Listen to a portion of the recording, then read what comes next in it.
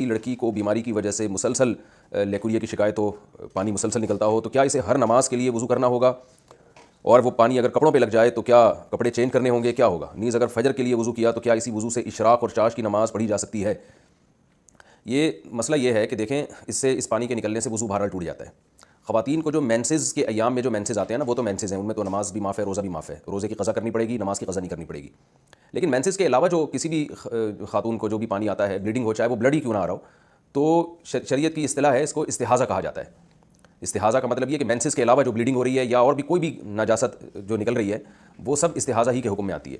تو اس میں شریعت کا حکم یہ ہے کہ عورت پر لازم ہے کہ وہ اپنے کپڑوں کو بھی پاک کرے اور اپنے جسم کو بھی پاک کرے اور پراپر وضو کر کے نمازیں پڑھے۔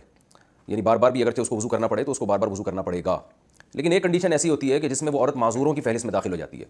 معذور کا مطلب یہ ہوتا ہے کہ اتنی زیادہ رطوبت جسم سے خارج ہو رہی ہے یا اتنی نجاست بار بار خارج ہو رہی ہے کہ نماز کا پورا ٹائم گزر جائے اور آپ کو اتنا ٹائم نہ ملے کہ آپ باقاعدہ وضو کر کے پاک کپڑوں میں نماز پڑھ سکیں۔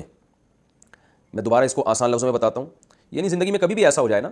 کہ نماز کا پورا ٹائم آپ کا گزر گیا اور آپ پاک کپڑوں میں اپنے آپ کو پاک کر کے وضو کر کے نماز ہی نہیں پڑھ پا رہے ہیں۔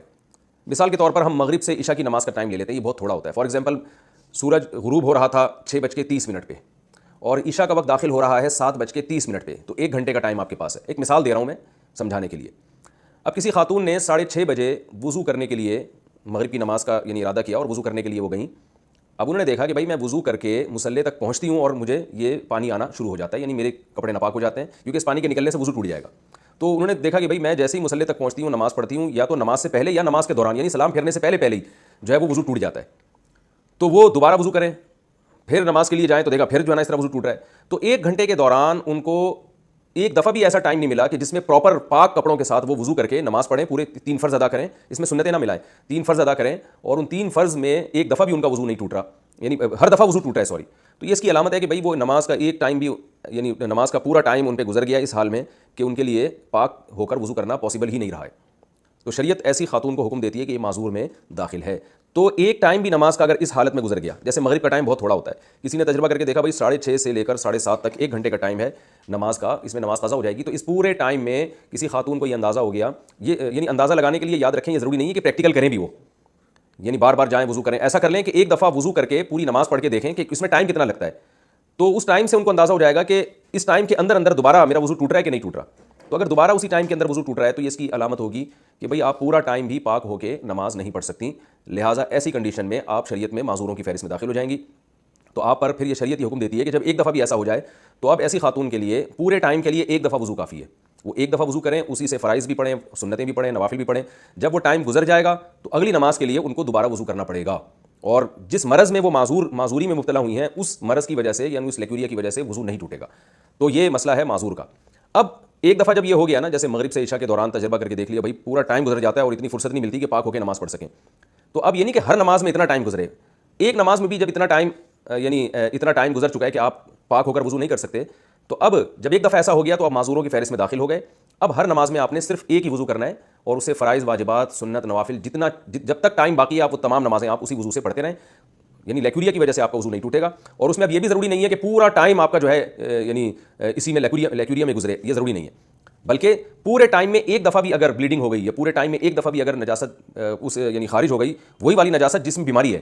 یعنی یہ نہیں کہ اگر کسی پیشاب کر لیا یا کوئی اور طرح سے اگر وضو ٹوٹ گیا پھر تو ٹوٹ جائے گا وضو، اس بیماری کی وجہ سے وضو نہیں ٹوٹے گا۔ تو پورے ٹائم میں اگر ایک دفعہ بھی ایسا ہو گیا